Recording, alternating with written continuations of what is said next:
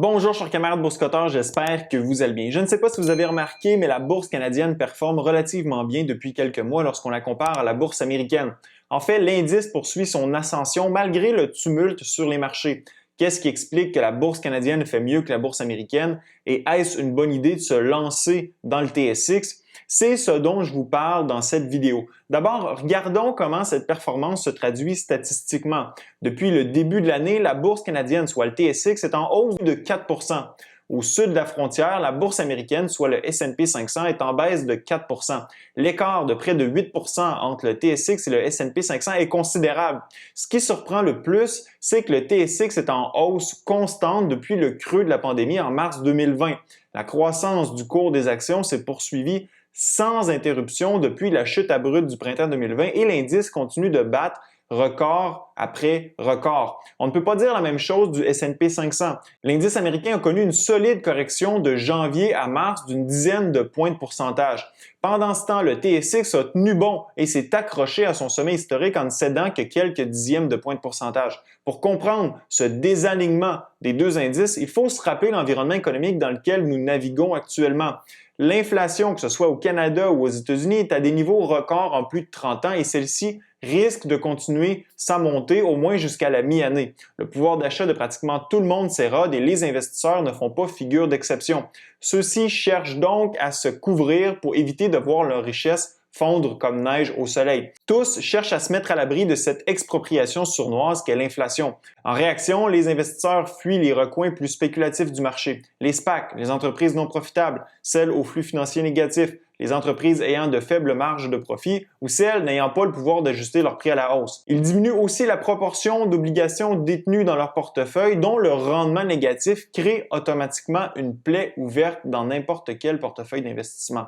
Une fois débarrassés de ces éléments, les investisseurs vont se réfugier dans ce qui offre une couverture contre l'inflation. Où va-t-on se réfugier? Dans tout ce qui est tangible. Les matières premières sous la forme de contrats à terme ou en détenant les entreprises productrices de pétrole, de cuivre, de fer, d'aluminium, de blé, de fertilisants. On se réfugie aussi dans les entreprises de services essentiels détenant des milliards en actifs tangibles comme les producteurs et distributeurs d'énergie, les entreprises de gestion des rebuts, les entreprises de transport de matières premières, etc.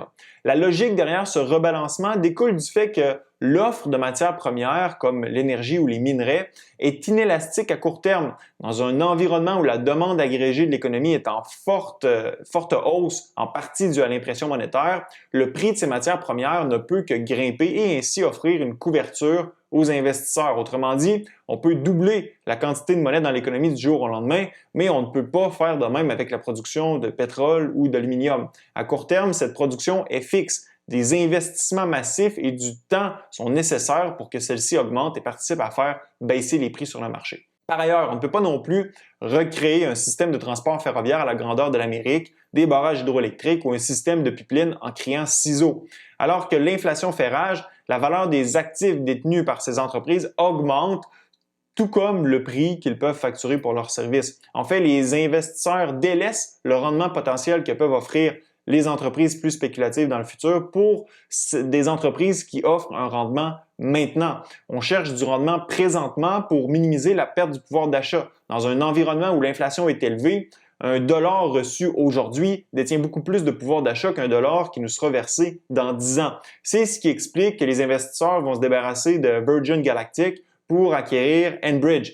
L'entreprise de valeur verse un dividende, ce qui permet de réduire l'impact de l'inflation sur l'effritement du pouvoir d'achat. Maintenant, qu'est-ce que tout ça a à voir avec la bourse canadienne versus la bourse américaine? Pas mal tout. Pour comprendre, il faut regarder les différents secteurs qui composent chacune des deux bourses. La bourse américaine est fortement concentrée du côté des technologies. Près d'une entreprise sur 3 au sein du S&P 500 est une entreprise technologique. Si on y additionne le secteur des communications, c'est 40 % de l'indice qui est lié aux technologies.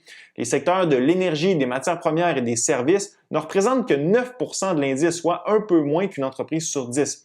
Rappelez-vous que ce sont ces secteurs vers lesquels les investisseurs trouvent refuge lors de périodes inflationnistes. Du côté de la bourse canadienne, la finance accapare la part du lion avec une entreprise sur 3 au sein de l'indice. Toutefois, l'énergie, Les matières premières et les services représentent ensemble 33 de l'indice. L'exposition à ces secteurs est 3 fois plus importante au sein du TSX que du S&P 500. L'énergie et les matières premières représentent les deuxième et troisième secteurs les plus importants du TSX. D'ailleurs, en jetant un coup d'œil aux 60 plus grandes entreprises du TSX, on voit bien que les secteurs de l'énergie, des matériaux et des services sont bien représentés en jaune. Vous avez les entreprises du secteur de l'énergie, comme les pétrolières. En rose, les entreprises du secteur des matières premières, comme les minières. Et en bleu, les entreprises du secteur des services, comme les producteurs d'électricité.